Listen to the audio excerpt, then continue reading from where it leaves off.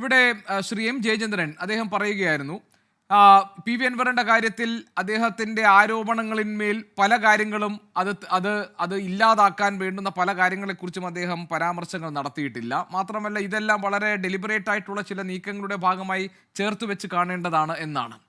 ഈ അൻവറിന്റെ ഒരു സ്ട്രാറ്റജിയാണ് ഇപ്പോൾ ഈ പറയുന്ന കാര്യങ്ങൾ എന്ന് കരുതുക. അതായത് കണ്ണൂരിൽ നിന്നൊരു നേതാവിൻ്റെ പിന്തുണയുണ്ട്, അണികളുണ്ട്, MLA മാരുണ്ട് എന്നതൊക്കെ ഒരു പുതിയ പാർട്ടി പ്രഖ്യാപനത്തിൻ്റെ പടിവാതിൽക്കൽ എത്തി നിൽക്കുമ്പോൾ പരമാവധി ആളുകൾ ഇങ്ങ് പോരട്ടെ എന്നതിന് വേണ്ടിയുള്ളൊരു സ്ട്രാറ്റജി മാത്രമായി കാണുന്നുണ്ടോ കോൺഗ്രസ്? അതോ യഥാർത്ഥത്തിൽ പാർട്ടിക്കകത്തെ ഒരു വലിയ വിഭാഗത്തിൻ്റെ അസ്വസ്ഥതകളെ ക്യാപിറ്റലൈസ് ചെയ്യാൻ പി വി അൻവറിന് കഴിയും എന്നാണോ പ്രതിപക്ഷം കണക്ക് കൂട്ടുന്നത്?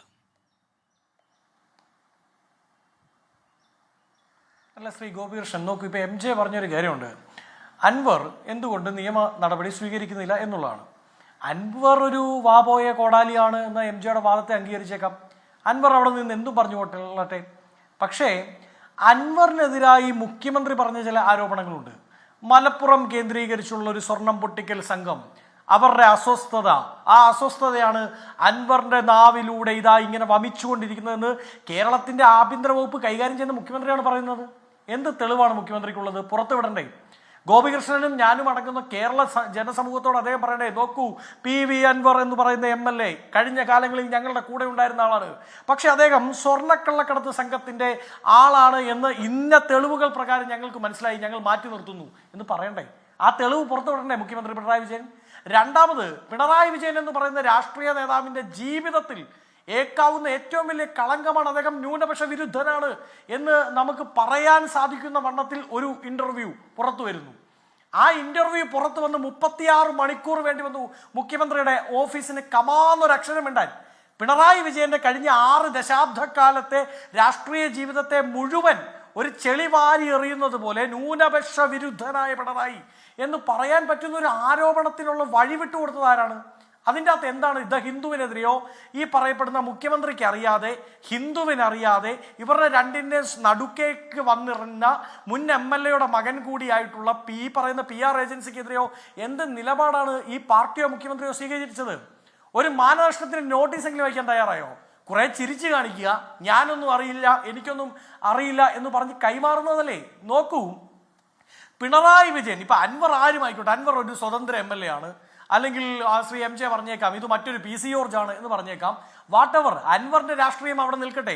പക്ഷെ പിണറായി വിജയൻ കേരളത്തിലെ, ഇന്ത്യയിലെ ഈ നിലവിൽ അവസാനത്തെ കമ്മ്യൂണിസ്റ്റ് മുഖ്യമന്ത്രിയല്ലേ? ഈ കമ്മ്യൂണിസ്റ്റ് പ്രസ്ഥാനത്തിന് ഇന്ത്യയിൽ ഒട്ടാകെ പ്രതീക്ഷ കൊടുക്കുന്ന RSS വിരുദ്ധ മുന്നണി പോരാളിയല്ലേ? ആ പോരാളിക്കെതിരെയാണ് ഇതുപോലൊരു ആരോപണം ഉന്നയിക്കത്തക്ക വണ്ണത്തിൽ ഈ പറയുന്ന ഹിന്ദുവിന്റെ വേദിയിൽ വെച്ചൊരു അവസരം ഉണ്ടായിരിക്കുന്നത്.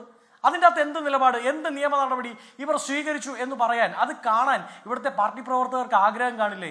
അത് പറയണ്ടേ മുഖ്യമന്ത്രി? അത് പറയണ്ടേ MJ അടക്കം അവരെ ന്യായീകരിക്കാൻ വേണ്ടി വന്നിരിക്കുന്നവർ?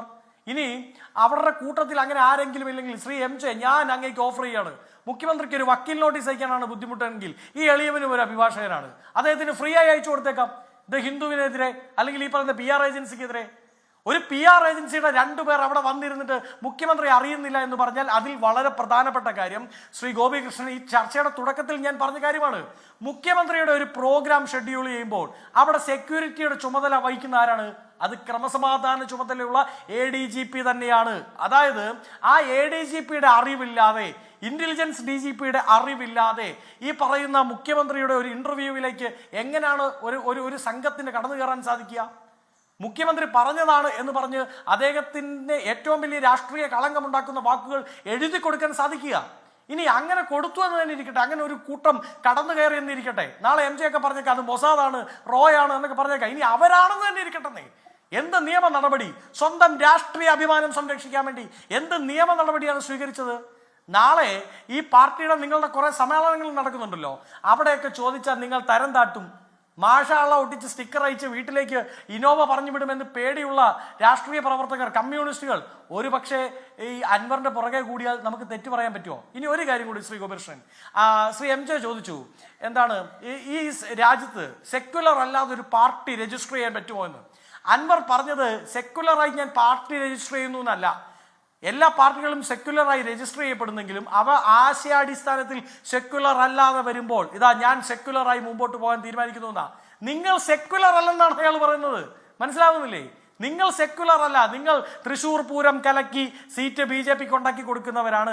നിങ്ങൾ ശബരിമലയിലെ സുരക്ഷാ സംവിധാനങ്ങളെ തച്ചു തകർക്കരുത് അവിടെ RSSന് വഴിവിട്ടു കൊടുക്കുന്നവരാണ്.